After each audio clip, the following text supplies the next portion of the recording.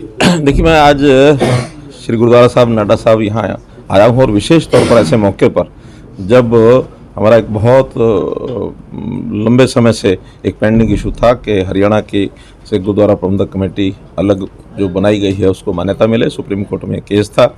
और लगभग 8 साल के बाद ये जो केस है वो अब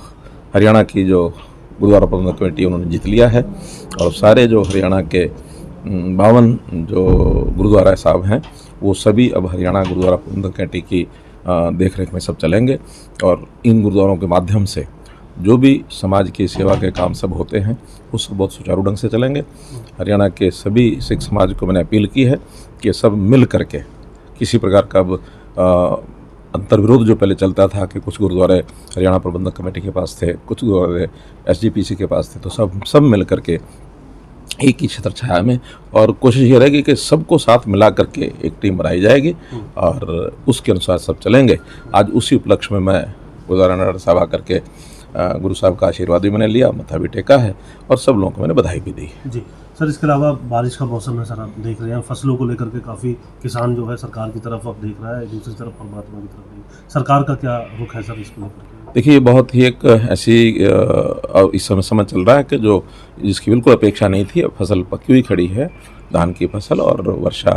पूरे हरियाणा में, पूरे उत्तरी भारत में जो 2 दिन से बरसात हो रही है इससे नुकसान भी हो रहा है और हम नहीं चाहते कि नुकसान जो है सारा किसानों को झेलना पड़े। इसके लिए हम स्पेशल गिरदावरी कराएंगे और स्पेशल गिरदावरी जैसे ही बरसात रुकती है उसके बाद जो फसल खेतों में ख़राब हुई है उसकी स्पेशल गिरदावरी करा करके और जो भी नीति अनुसार किसानों को जो है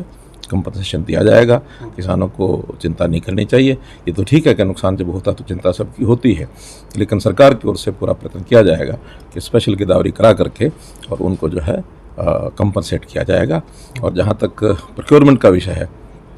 प्रोक्योरमेंट जो है भी उसको नहीं लेगा, वरना चावल जो है ख़राब होता है, मॉइस्चर वाला काला पड़ जाता है,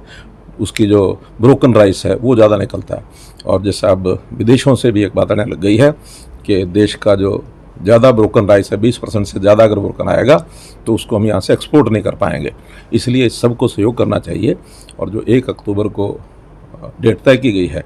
उस समय जो भी कोई उस धान को सुखाने की व्यवस्था,